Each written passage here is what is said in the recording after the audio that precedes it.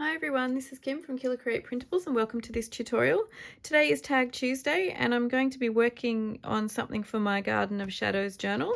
If you haven't already seen the playlist for this particular journal, you might like to go and check that out on my channel. So I'll just set the journal aside for now because what I want to do today is I've got two of the large tags here from the journal and add-on kit, and then I've got one of the page tabs also from the add-on kit, and what I would like to do is make a window in this card and have the flowers back to back inside that window. So I'm not sure exactly if this is going to turn out how I want it to, but we'll see what happens. So grab a cup of tea or coffee or your drink of choice and follow along, and I'll see where this takes me.